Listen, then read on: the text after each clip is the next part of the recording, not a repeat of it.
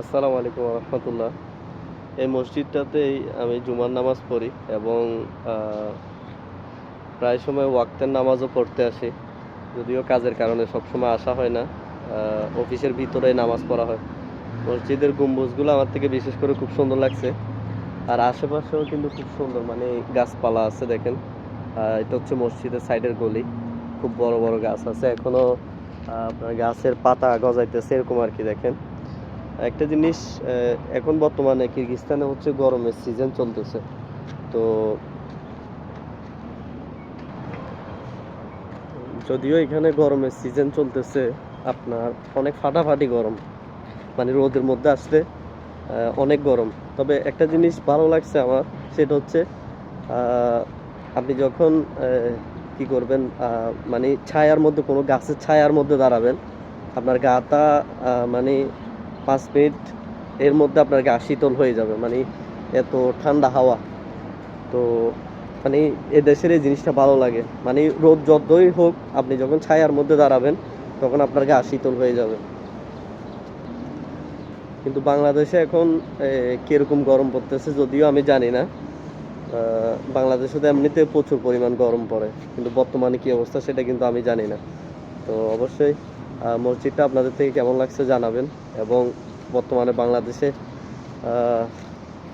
গরম কিরকম পড়তেছে, কত ডিগ্রি সেলসিয়াস, তো যারা দেখতেছেন জানাবেন। এখানে দেখেন, এটা মসজিদের পাশের গলি। দেখেন এটা হচ্ছে মসজিদ, এই যে গম্বুজ দেখা যাচ্ছে। এদিক দিয়ে মেন গেট হচ্ছে এই পাশে, এখানে এ পাশ দিয়ে হচ্ছে মেন গেট। আর এখানে পাশে আবার ছোট বাচ্চাদের বিনোদনের জন্য কত সুন্দর একটা খোলামেলা জায়গা দেওয়া হয়েছে। আসলে বাংলাদেশে যদি এই ধরনের জায়গার ব্যবস্থা করে, যেমন আমি আপনাদেরকে দেখাই, এই দেখেন এগুলোতে বাচ্চারা এসে খেলে, এগুলোতে কোনো টাকা লাগে না, মানে প্রায় জায়গার মধ্যে এই ধরনের আপনার খেলাধুলার জন্য, বাচ্চাদের বিনোদনের জন্য বড়রা এসে একটু হাঁটে বা বাচ্চাদেরকে বিকেলবেলা নিয়ে আসে। এই ধরনের জায়গা আসলে বাচ্চাদেরকে নিয়ে আসলে, যেমন দেখেন ও ব্যায়াম করতেছে। তো এভাবে হচ্ছে, মানে এইসব জায়গার মধ্যে আসলে এমনিতে মন দিলে একটু ফ্রেশ হয় এবং গাটা শীতল হয়ে যায়।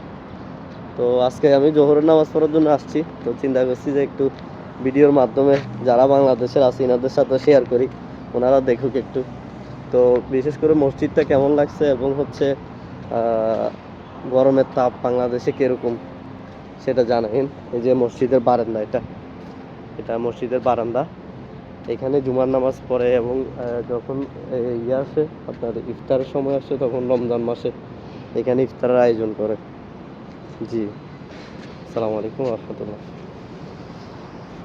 এই জায়গার মধ্যে হচ্ছে ইফতারের আয়োজন করে আর কি। এই জায়গাটা দেখুন, এই জায়গার মধ্যে ইফতার সুন্দর করে, মানে টেবিল বিছানো হয়, মানে আপনার মানে মেজবান, একটা মেজবান যেভাবে দেওয়া হয় বা একটা মেহমানদারি যেভাবে করে আর কি, মানে খুব সুন্দর আয়োজন হয়।